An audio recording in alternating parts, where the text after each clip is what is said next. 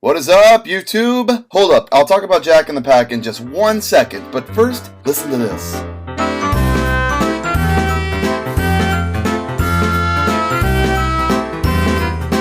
Isn't it great?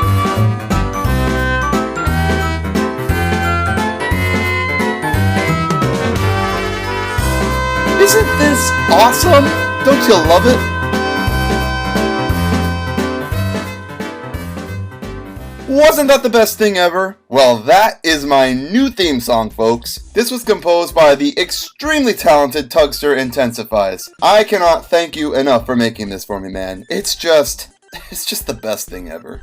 Alright, with that out of the way, let's get on to the main topic of the video. Jack and the Pack. Actually, the only reason I'm talking about this is because of a poll I did on Twitter a long while back. Even though the overwhelming majority of voters on that poll wanted me to talk about Season 12 and Magic Railroad, someone commented below suggesting I talk about Jack in the Pack. I saw that post and I was like, huh. That's actually a really good idea. It's not a movie or a season, it's more of its own unique thing. And I feel it's the perfect thoughts on a follow-up to Season 7 one, since the Pack episodes and Season 7 kinda go together hand in hand. I would have credited whoever suggested the idea, but when I went back to find the post, it wasn't there anymore. Did you delete it, user I didn't catch the name of? Either way, I thank you for the video suggestion, whoever you are, and if you're watching this right now, just know you're the reason that this video exists, so you get a gold star.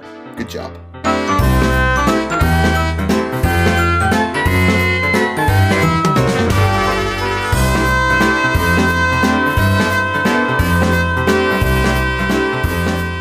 So for the younger viewers watching who have no idea what the friggity frack Jack in the Pack is, let me explain. Jack in the Pack was the unsuccessful attempt to create a spin-off series of Thomas the Tank Engine. The concept was simple, the same format as Thomas the Tank Engine, but to be focused on a fleet of talking construction vehicles instead of a fleet of talking trains. I want to say that when everyone discovered that a Jack in the Pack spin-off was a thing, everyone was intrigued. No one could believe this was real, and then after everyone saw the episodes, it was like nobody cared. And I will never understand how the Pack episodes still don't manage to get as much love as they do, because at the time, I thought they were like the best things ever, and I still do to an extent. I remember my first exposure to this was an ad for the On-Site with Thomas DVD at Target on the TV screens in their entertainment section, and I foolishly reacted, "Holy crap, that looks just like Season 7! Classic Thomas is making a comeback!" And while it wasn't really Classic Thomas, it kinda was, in some ways.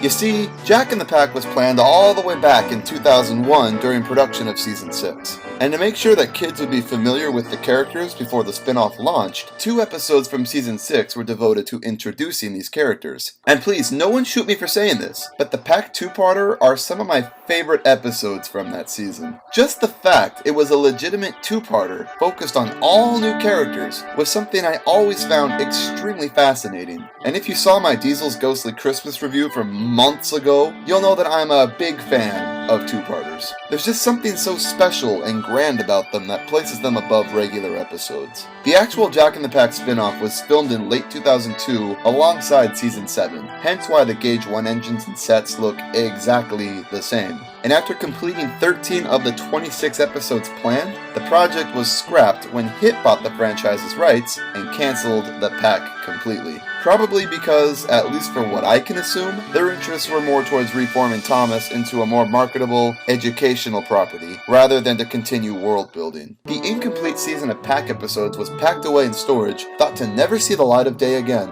until one day, HIT decided to release them as DVD exclusives in 2006, alongside loads of merchandise tie-ins, which obviously sold very well because they still make them to this day. Seriously, they still make the Wooden Patrick in 2016.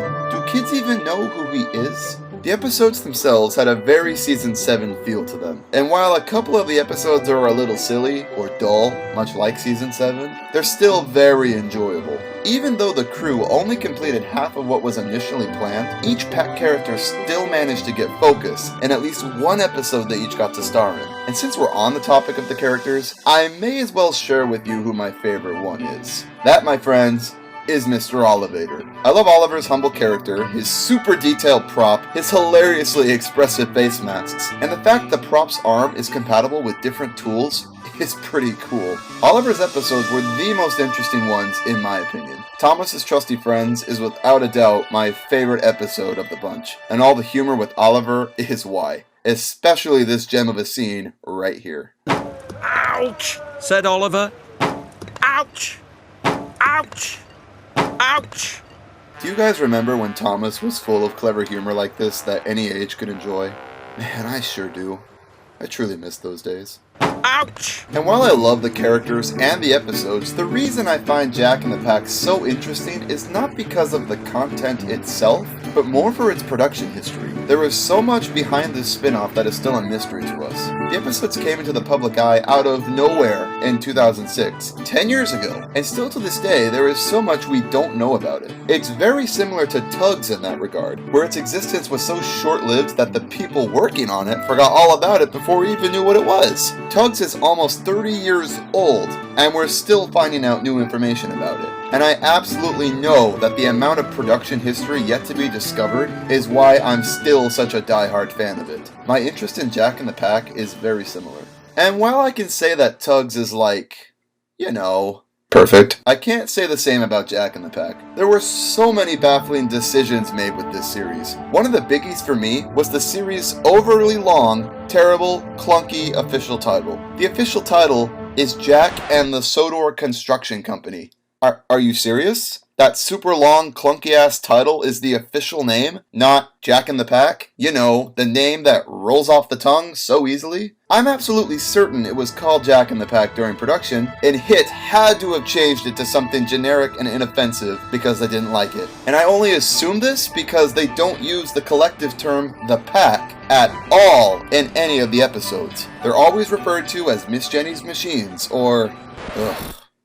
Thomas's friends. Thomas's friends, his friends, his friends, his friends, his friends, his friends, his friend, his friend, his friend's friends. Never the Pack. Has anyone else ever noticed this? I first noticed this in 2006, and it's bugged me to hell ever since. They called them the Pack in Season 6 before HIT took over, and I'm sure if HIT had the resources to do so, they would have gone back and redubbed those just to axe the term. Another thing that bugs me is the stupid, bland-ass episode titles. They're not the original titles. HIT again changed them to shoehorn Thomas and Percy into them. Some of them don't even make sense now, like Percy's Scary Tale. Percy doesn't even tell the scary tale in that episode. It was Kelly. What the fuck? The original titles are so much better. They were leaked on Virgin TV's website sometime back when they were streaming the episodes. Percy Helps Out's actual title is Nelson Gets Carried Away. On site with Thomas was The Importance of Being Patrick. And A Visit from Thomas, Oliver Saurus. See?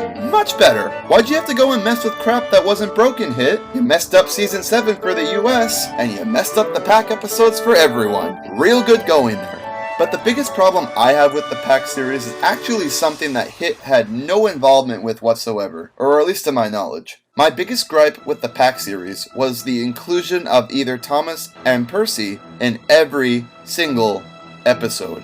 Why do they have to be in this at all? I mean, this is meant to be a Thomas the Tank Engine spin-off, as in a series separate from Thomas that takes place in the same universe. So why include Thomas in every episode? Why even involve the railway at all? It can't feel like its own series separate from Thomas when Thomas's presence is always there. Thomas and Percy feel so shoehorned into these episodes that it's not even funny. I wouldn't mind if they appeared every now and then, but why couldn't we ever just get one episode that was focused solely on the Pack, that is completely separate from the railway?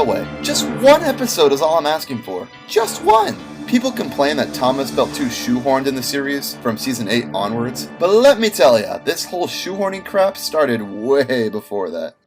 So, in conclusion, I find Jack in the Pack to be incredibly interesting. It definitely has some flaws, most of which came from HIT's last-minute tinkering, but the concept was fun and handled really well in my opinion. I feel the characters have so much untapped potential, and considering how much detail and effort were put into making the props, it's a real shame they weren't used more. But now that Mattel has brought a good chunk of them back into the Thomas series and CG, maybe now the Pack will finally get some of the love that they've been neglected. What they already did with them in So Does Legend of the Lost Treasure was phenomenal, and I eagerly await to see what the team has planned for them come Season 20. Jack and the Pack is a Thomas spinoff that I honestly would have loved to see take off the ground. And I still wonder what it would have been like now if it had. Would Mike and Junior have composed the music for it? Would it have featured a different narrator? Would it still have the Thomas and Friends logo attached?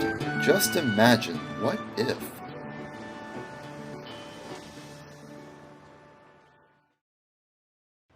Alright, so those were my 2 cents on Pack and Jack. I also want to take a moment here to give a shout out to Ben, aka Nebbles1 from Twitter, for making me the new boomer icons for my videos. I absolutely love them, man. You've definitely given the icon a lot more life. And another shout out to Tugster as well for the new theme song. You guys are just the best, and I love both of you. Links to their channels are in the description, so everyone, go check out their stuff. Go subscribe to them. These guys are both extremely talented at what they do. Thank you again, guys, for watching this video, and I'll speak with you again soon in the next Thoughts On. Peace. Ouch! Ouch! Ouch! Feels good to finally have talked about Jack and the Pack. Let me go update my checklist. Let's see what I can check off. Thoughts on Season 7? Done. Unanswerable Thomas Questions 2? Finally done. Thoughts on Jack and the Pack? Done. Thoughts on the Great... Uh-oh.